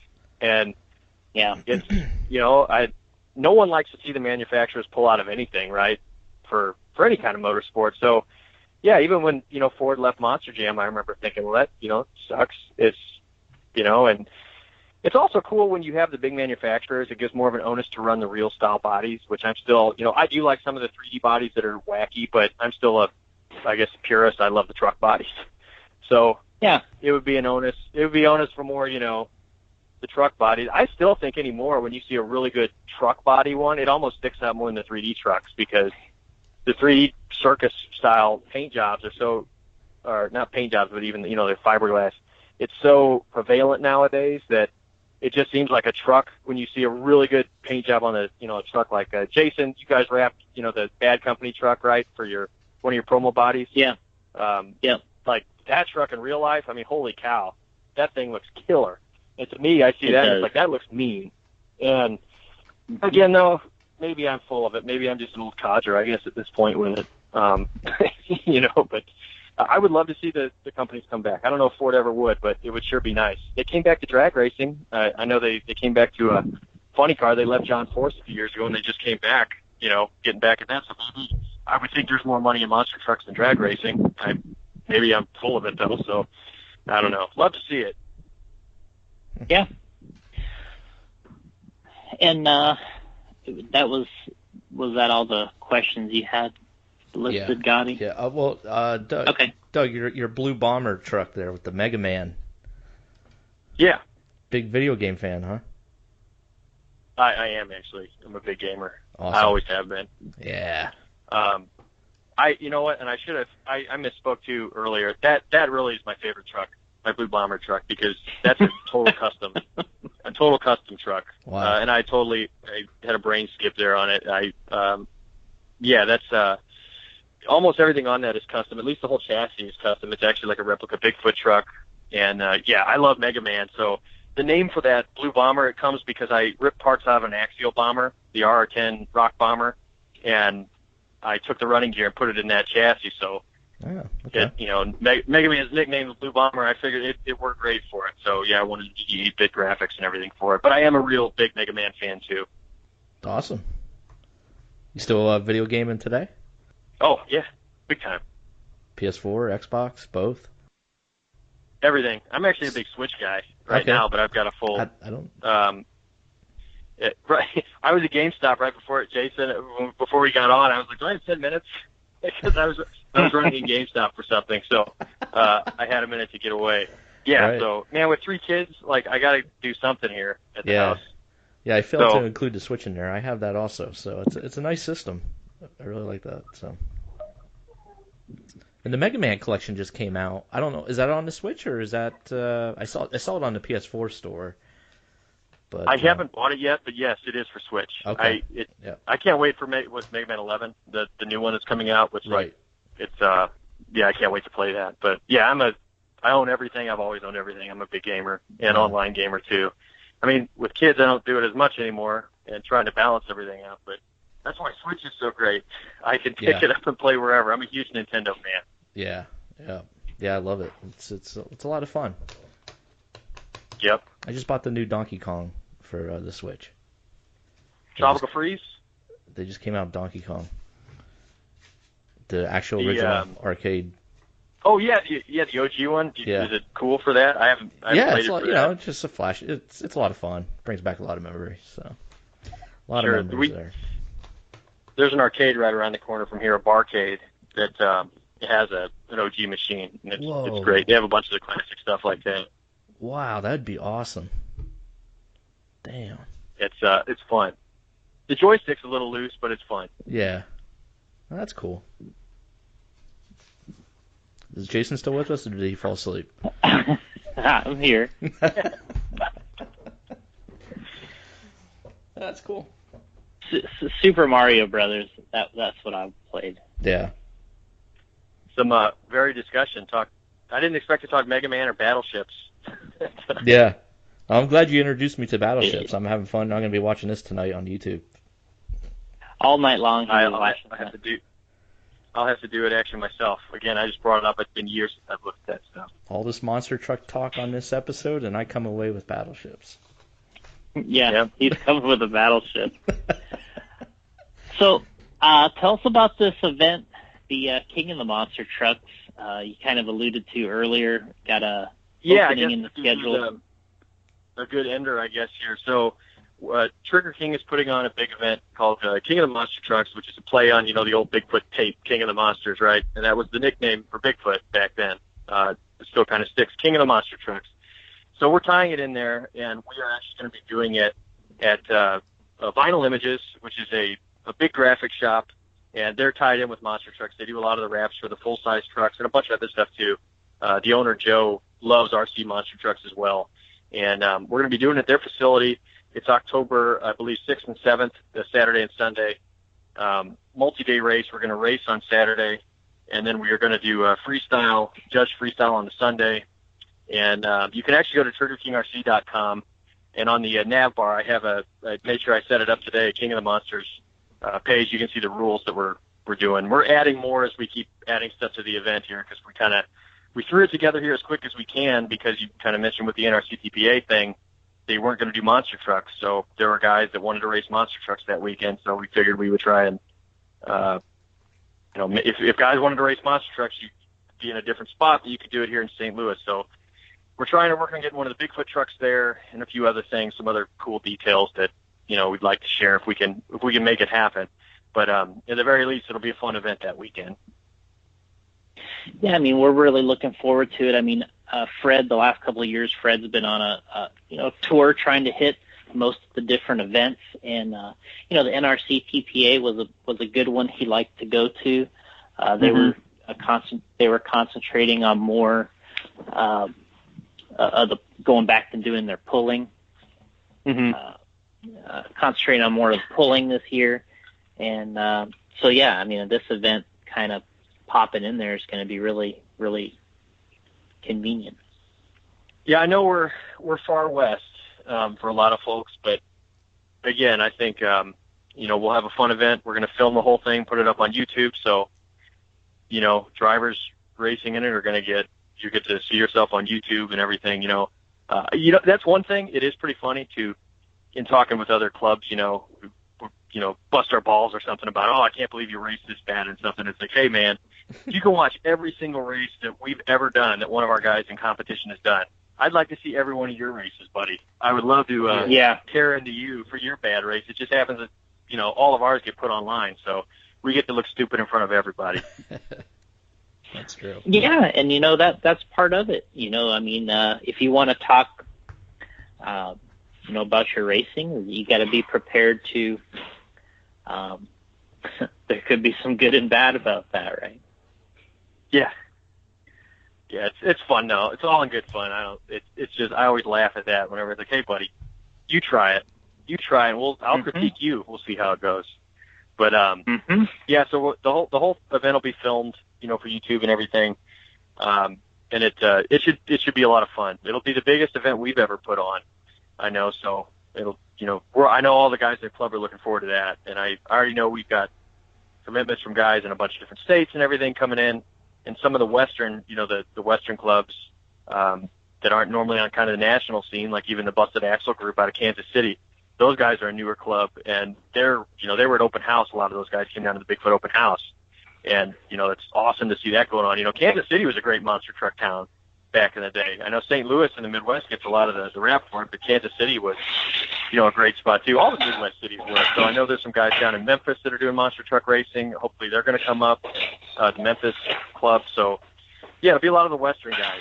I guess a little bit different for the national scene, but we'd love to have whoever come out, do the best we can. We're going to try and do some cool stuff with the courses, and hopefully have some cool guests even lined up if we can get all, to make it all happen. So regardless, it'll be a good time. And yeah, J Concepts, you guys are sponsoring it. Vinyl Images, RH Designs, has a bunch of the cool 3D printing stuff. JB Scale Graphics. We're still putting all this together, so we got a lot of guys that are going to help out with it. Yeah, I think there's going to be a lot of people that are going to look forward to that and getting out there, and I think we're going to get some good East Coast guys too. Those clubs, and we'll get that Sons of Anarchy thing going.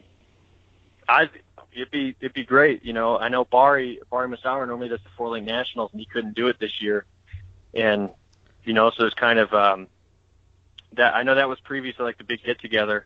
Although I know during the winter there, or not the winter, the fall, there are a couple other big events. I know the guys up in New York, we, the Trigger King guys, would love to come up and race the guys in New York sometime. The Monster Truck Challenge guys, I believe that's the club name. They do awesome stuff up there. I know that, their stuff's really cool. We'd love to do that. It sucks that geography is so far away, But, yeah, anybody, we would happily welcome any other clubs, any guys that want to come in and race.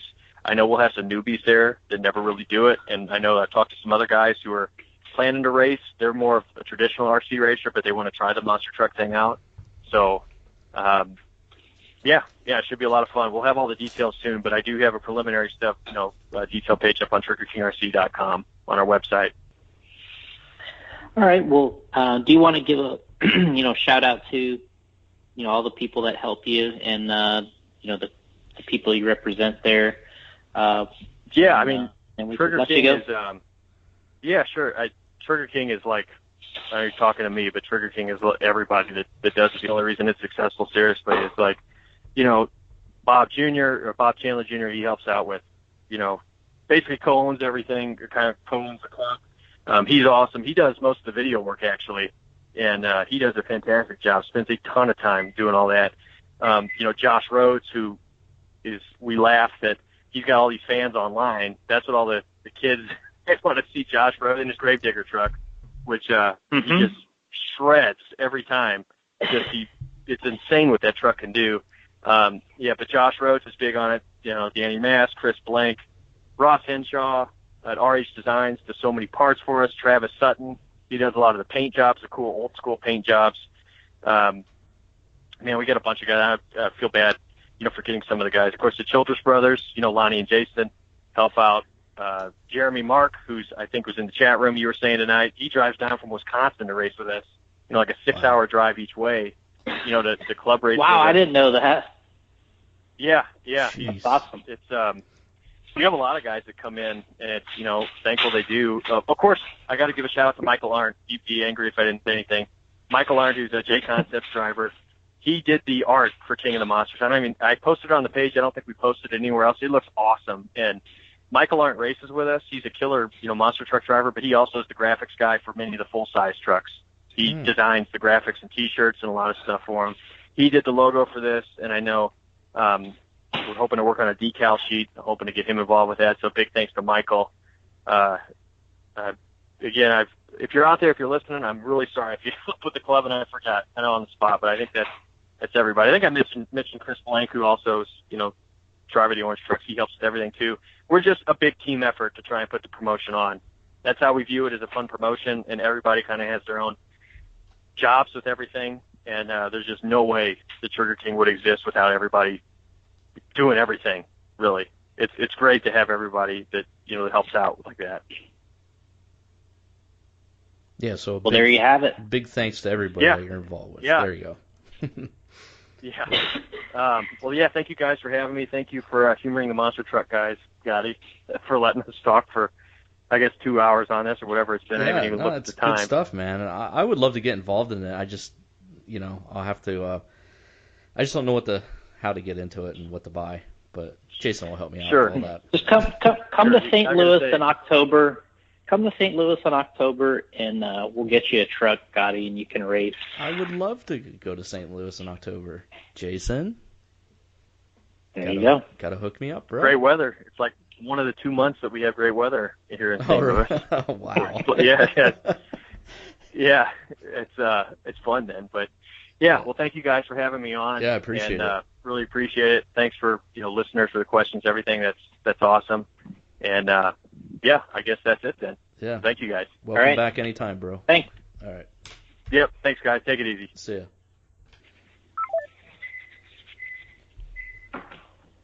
Doug Welker. A lot of good info there, Jason. A lot of good stuff there. Yeah, there really is. I enjoy watching that stuff on Trigger King. I was checking it out before the show. I like the Xbox. Yeah, there's an Xbox truck there. I know you always find the video game related. Yeah, I was like, whoa, look at this Xbox truck. Promos and you were saying that Xbox sponsored or Microsoft sponsored a truck at one time. Yeah, they actually sponsored the Bigfoot truck. That's where that Xbox truck I think came from. And, I don't know how long it was, if it was a year or 2 years or whatever, but they actually had a video game. I think that's where the whole thing came from. Is they had a video game, and I think there actually still is a game. I don't remember. Well, they have like the Monster Jam games and stuff. I don't know what else they have out there, but I do know the Monster Jam games do exist to this day. There's one called Monster Truck Destruction, I think. Oh, okay. But I can't remember the one that Bigfoot was a part of. But anyway. Hey, you guys forgot to pick the favorite question. Do you have one, Jason? Since you're giving away the body here. Out of all those questions that you asked there, which one do you... Well, you'll have to go back and look at them.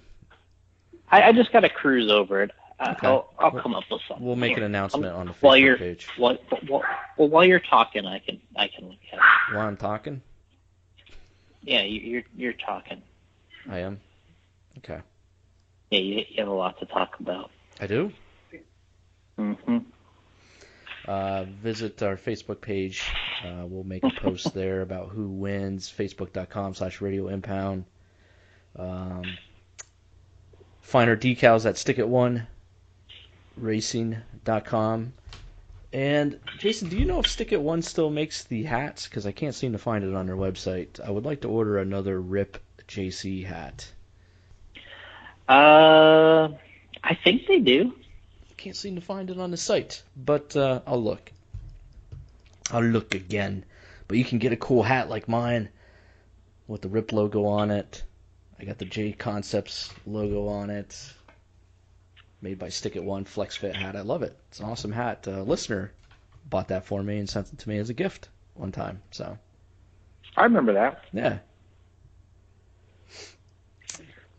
So you can get our decals there. The logo's there. Our logo's on their site in the drop-down menu. I have people ask me about that, where they can get the decals. Carpies.com, you can get t-shirts made up there also. Visit them.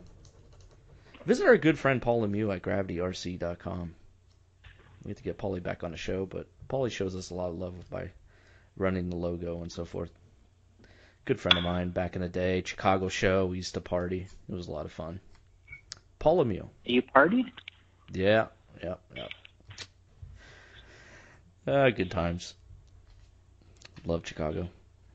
4th of July is coming up. I don't know if we'll have another episode that drops before then. If not, be safe out there. Make sure you, to light the fuse, you just want to hold it close to your face so you can see that you're lighting it, and hold it in your hand as long as possible, because then when you throw the firecracker, it'll explode in the air. It's a lot of fun. What? So make sure you guys do that. 4th of July coming up on Wednesday. That's next Wednesday. I'm sure you'll be celebrating, right, Jason? Mm-hmm. Yes, it's next Wednesday.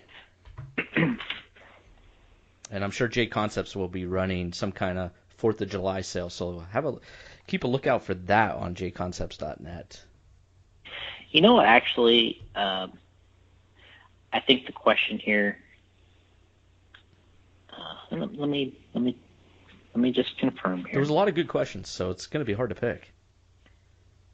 Yeah, I think I got it narrowed down. Let me just check one more thing here. Okay. Jason's checking to make sure they're not overseas. Actually, that's a good point. let me look for that. Yeah. Head on over to patreon.com/radioimpound if you'd like to win some prizes. Jason always sends us some cool stuff that we give away. And I got some photos up on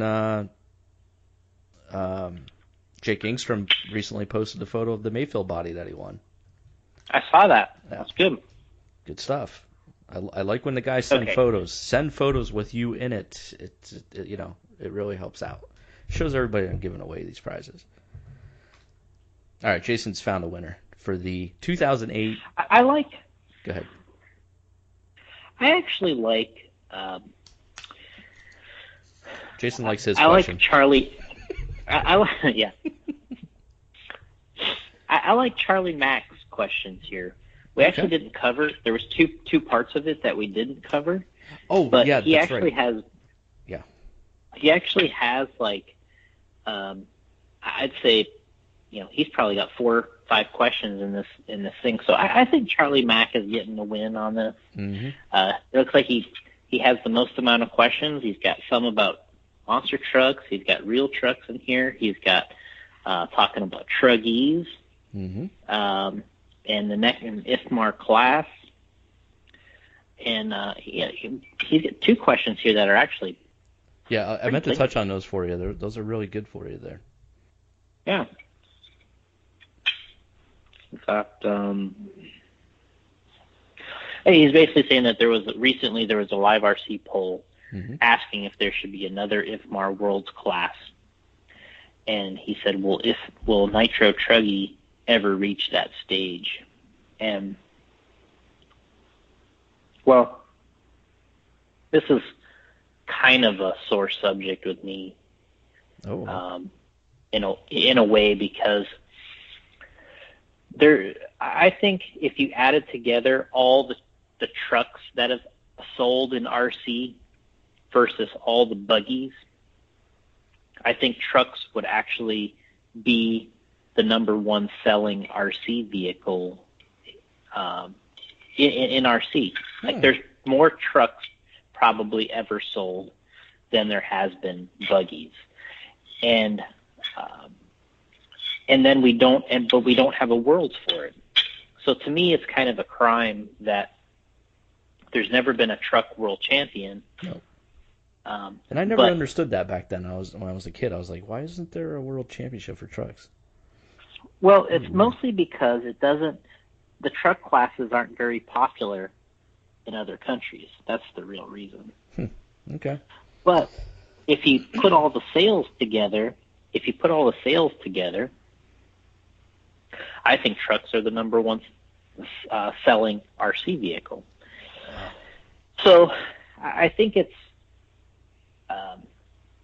when short course was hot, I think a short course world champion would have been really cool. Would have been maybe one of the funnest events we could have put on in that 2011 to 12 to 13 range. If we would have had a short course Worlds during that time range, it would have been really cool.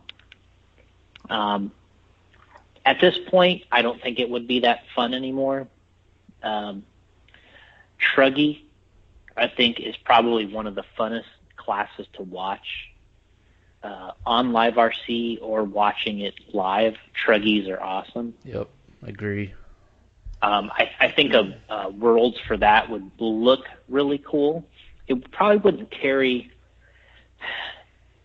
a lot of weight out there. But I think if you were to say you're going to have a Truggy World championship race, I think it would be big. I think people would really like to watch it. Because you could make a really cool track for it, something you haven't made before. There's just a lot you could do. Mm-hmm. So I think that would probably be the coolest looking one. I think if you would have ran the short course one in the proper range of years, it would have been really big for the industry. I think the industry would have really enjoyed that one. But the Truggy, from a spectator standpoint, would be amazing.